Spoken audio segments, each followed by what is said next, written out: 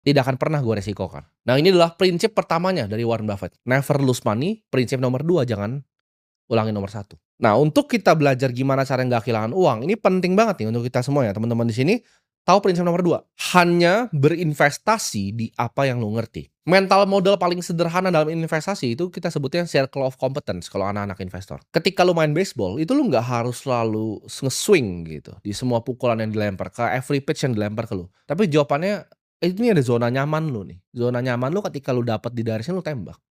Lu pukul, ya. Jangan bohongin diri sendiri, lu ngerti apa yang lu nggak ngerti. Contohnya seperti gua minggu lalu ditawarin, "Oke, ini ada startup AI begini begini begini, series B lu mau masuk nggak? Bareng ini, venture capital ada A, ada Andreessen Horowitz segala macam." Jawabannya gue jujur gue nggak mengerti, ya. Gue pengguna AI, tapi kalau gua disuruh bikin language model, gue nggak ngerti. Mulainya dari mana pun gue nggak tahu. Adalah gue belajar sedikit-sedikit dari course-nya Nvidia, tapi gue nggak ngerti jawabannya. Gue bukan expert di machine learning, gue bukan expert di artificial intelligence. Saya tidak mengerti. Jadi gue nggak ikut investasi karena gue nggak paham cara bikin agentic AI itu seperti apa. Itu bukan circle of competence gue. Uang sekolah ya, uang yang tadi permanent loss of capital yang gue lakukan untuk hal-hal seperti ini sudah banyak sekali di hidup gue. Tiap kali gue investasi di apa yang gue tidak mengerti, 100% uang gue pasti kena bakar. Bro, ini ada startup ini pasti kebakar uang gue. Ini ada deal private equity begini, gue nggak ngerti, gue coba masuk, uang gue kebakar. Udah berkali-kali ini terjadi sama gue.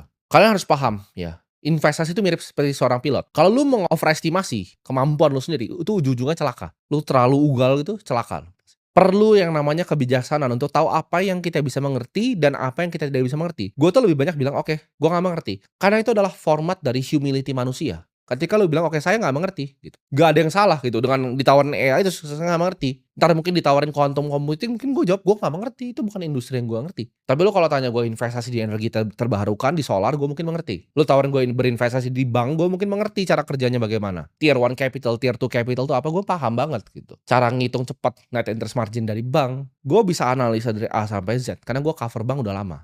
Balik lagi, kalau kalian pernah kerja mungkin di fund ya, buy side atau di sell side di sekuritas, itu analisnya tuh dibagi coveragenya. Mereka punya universe sendiri. Contoh, ada yang spesialisasi di bank, ada yang spesialisasi di pertambangan, di mining, ada yang spesialisasi di consumer goods. Ini mereka pun dipisah-pisah. Jadi orang tuh harus punya yang namanya circle of competence mereka sendiri. Suatu bidang area investasi lu paham betul. Jadi investasi itu nggak harus di aset A, B, atau C. Nggak harus di saham perusahaan, nggak harus di B, di kripto, nggak harus C, di real estate. Tapi di apa yang lu paling mengerti sebenarnya. Lu paling mengerti nih, ini lu tinggal di sini udah lama gitu, lu ngerti banget harga sewanya semua berapa, silakan lu main properti. Lu ngerti banget tentang emas, sejarahnya bagaimana, silakan main emas. Tapi investasilah di apa yang lu mengerti. Karena ketika lu keluar dari itu, pasti lu rugi. Ini akan bikin decision making lu, keputusan lu lebih tajam.